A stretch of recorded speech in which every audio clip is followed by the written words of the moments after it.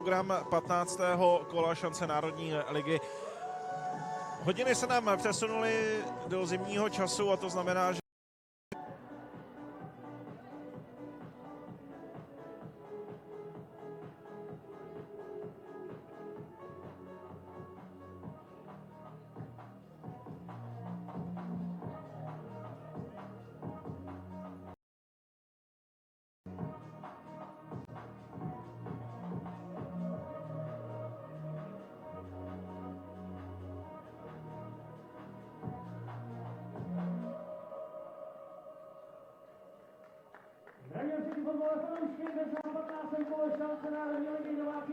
Promálka.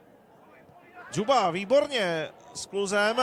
A tohle je další zákrok Antfiho, žlutá karta, protože Antfi už dnes jednu viděl, tak pro něj zápas ve 33. minutě končí. Zápasu během 5 minut Antfi viděl 2 žluté, tady ale zcela jednoznačná karta, protože Antfi přišel pozdě do toho souboje. Rapsi šikovně předkopl balón před sebe. Zeď nestaví vůbec, asi aby na ten balón dobře viděl. Koudelka centruje a tohle je dobrý balón, který ale skončil pouze na horní tyči. Šindelář.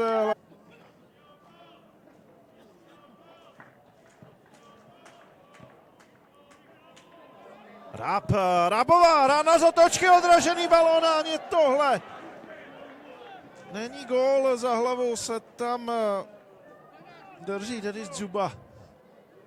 Koudelka ocentroval velmi dobře, Harušák nedal míči razanci, pak Ráb ano. Do toho míče dokázal takovým lehkým obloučkem přehodit gólmana.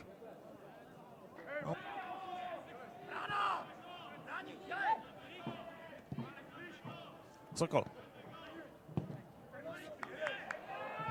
Dobrý center ještě Hajs a jedna dorážka. Koudelka. Koudelkův center na zadní. Ještě Habusta. Dostane se k ráně z dálky a Melichar teď vytáhl fantastický zákrok. Hostující gólman se proto vzduchem a parádní Robinsonádou vyrazil balón na rohový kop. Habusta hledal skulinku, kudy by mohl propálit balón odražený na velké vápno. Habustovi z domácího Prostějova, který po vyloučení Emanuela Antfiho ze 33. minuty hrál proti 10.